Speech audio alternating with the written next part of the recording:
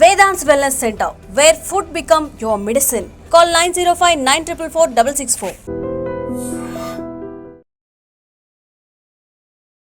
నమస్కారం, welcome to I dream ధర్మ మార్గం విత్ విజిత కార్యక్రమానికి స్వాగతం.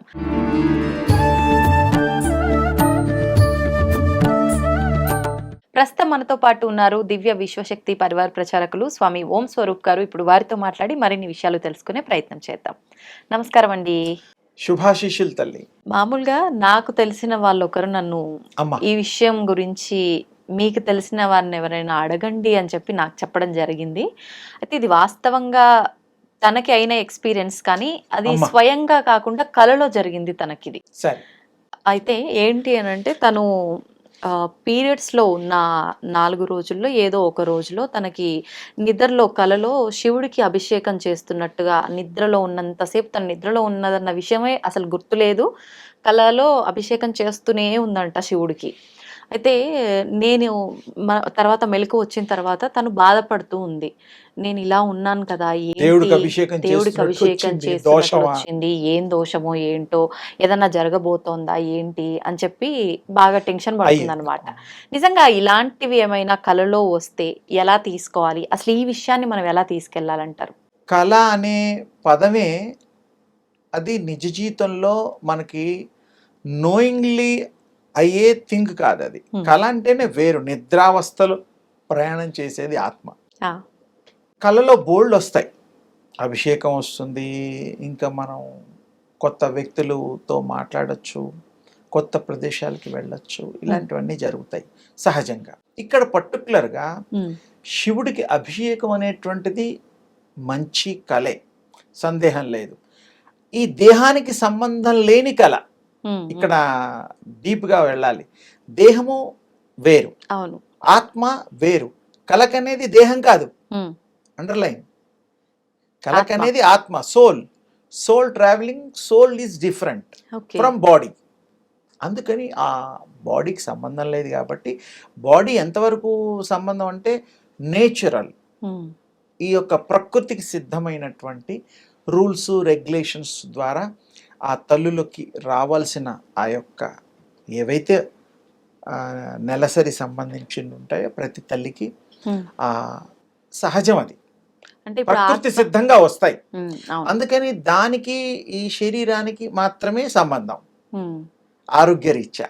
ఇప్పుడు శరీరం రీత్యా చూసుకుంటే అది అంటే సంబంధం లేదురా, అంటుగా భావిస్తాం, అంటే మలినంగా. ఆత్మకి మలినం అనేది ఉండదా? ఆత్మ స్వచ్ఛమైనది. ఆత్మ అసలు ఈ బాడీలో అది ఉంటూ ఉంటుంది, వెళుతూ ఉంటుంది, వస్తూ ఉంటుంది అనే విషయం నేను చాలా విషయాలు చెప్పాను. అవును, అవును. అలాంటప్పుడు ఈ యొక్క స్థూలంగా ఈ శరీరం అనే ధర్మాన్ని పాటిస్తోంది ఆ తల్లి. శరీర ధర్మాలు ఇవి, ప్రకృతి ధర్మాలు, నియమాలు. అది మనం కొత్తగా తీసుకున్నది కదా, నేచర్ అది. అవును. అందుకని ఆత్మ అలా అభిషేకం చేయడం మంచిదే, సందేహం లేదు. పాపము కాదు.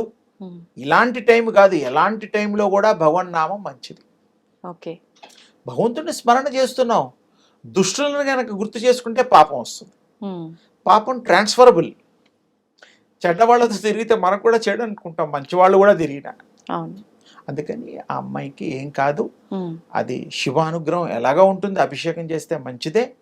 అది ఆత్మ చేసుకుంది, శరీరం కాదు. శరీరంలో దానికి సంబంధం లేదు, ఆ కట్టుబాట్లు వేరు.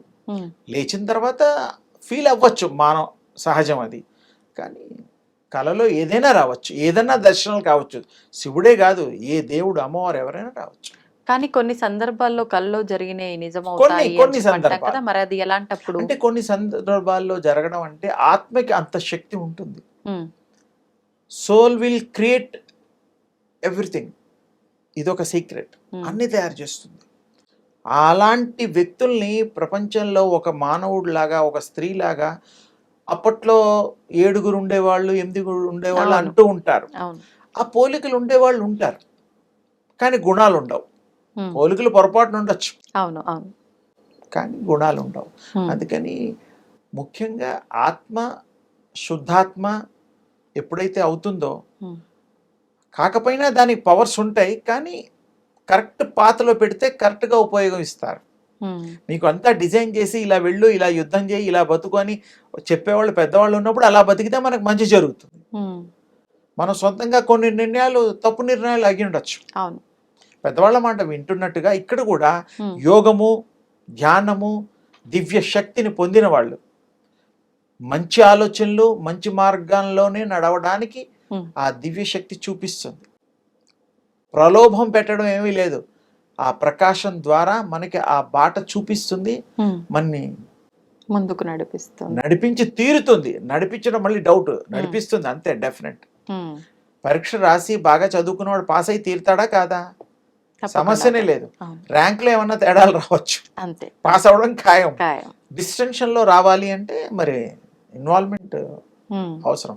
దివ్య శక్తి పొందిన వాళ్ళు, దివ్యానుభవం పొందిన వాళ్ళు, దివ్యత్వాన్ని ఆపాదించుకున్న వాళ్ళు ఇతరులకు కూడా ఇవ్వగలుగుతారు. Transferable, just like money.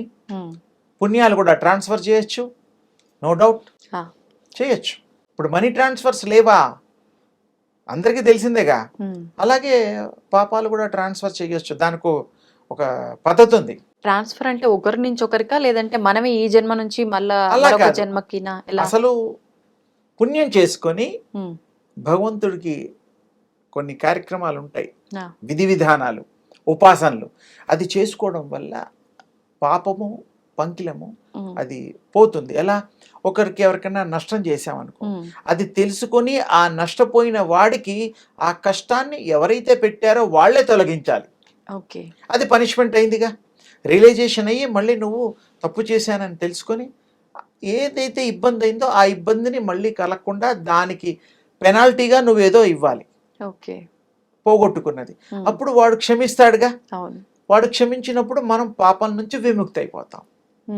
అలా ఎవరైనా కర్మను తప్పించుకోలేము. పాపం చేసి పుణ్యం రమ్మంటే ఎలా వస్తుంది? అబ్బే, పుణ్యం పుణ్యమే, పాపం పాపమే.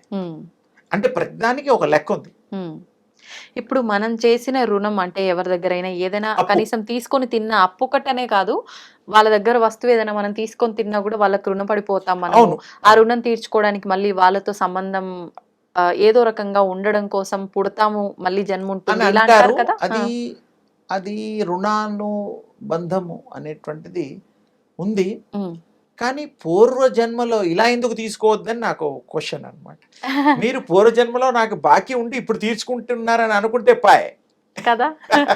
అంటే అలా కూడా ఏమైనా జరగచ్చు కదా మనకి. అందుకే అది కూడా తెలుసుకోవాలంటే యోగం ఉచ్యతే, విశ్వ తేజస్సు, విశ్వ యోగాన్ని, దివ్య శక్తిని ఉపాసిస్తే పూర్వజన్మలో నిజంగా మీకు బాకీ ఉన్నామా లేదా తెలుస్తుంది.